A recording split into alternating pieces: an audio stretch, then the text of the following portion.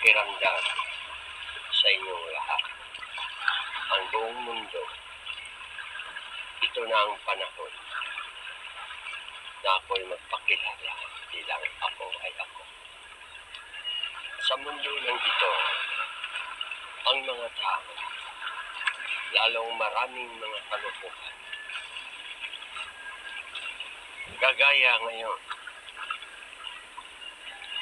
nalalaman niyo na ang una kalukuhan. The religion, the first problem about the problem of God. Noong araw, isa lang ang Judas. Ngayon, napakarami ng Judas. Pati pangalan ko binaboy na. Lahat ng mga bagay, ang pangalan ng Diyos, sirang-sira na dito sa mundo. Paano ko mamahalin uli ang kanilang mga gawain sa lahat ng mga bagay? Alalahanin ninyo,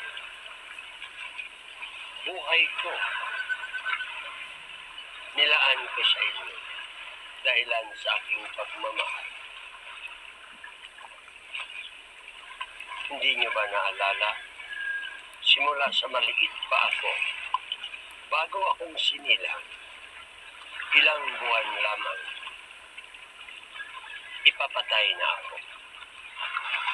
Hanggang lumaki ako sa kapakanan ng buhay ng tao, hindi pa nagkontento.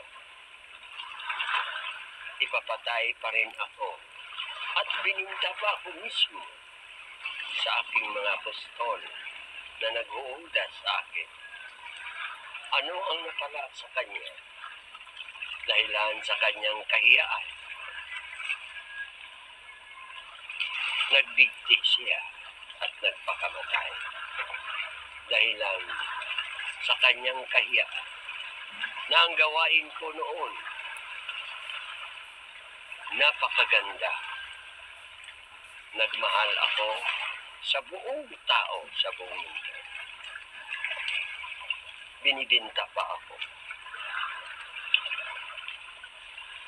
At yun ako'y dinakit. Inubaran pa ako. Wala na nga akong ibang damit. Pinunit pa at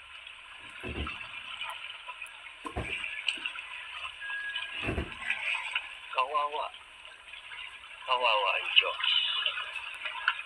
Akala ninyo sa pagbalik ko, mayaman ako? Hindi. Alam nyo na yan, ako ang may-ari lahat. Isang daliri lang kayo. Pag kayo sumikyat muli, uhusgahan ko kayo. Pag hindi kayo magbabago. Huwag ninyong sirain ang pangalan ko. Mahalin ninyo ng totoo. Hanapin niyo ako kung paano ninyo ako mahalin. Huwag kayong lilingon sa kaliwat kanan. Dumiretso kayo. Diyan ninyo matagpuan ang liwanag ng saka ako babalik sa inyo. At maraming salamat sa kagandahan ng umaga na wala kayong makikita kung hindi ang isang cloud. At ako ay nakikisa. Ako ang may-ari sa pagmamahal sa inyo. Wala kayong karapatan sa pagmamahal. Galing din sa akin. Huwag niyong gamitin sa kalokohan ang pagmamahal. Tandaan niyo. Maraming salamat at magandang umaga sa inyo. Amen.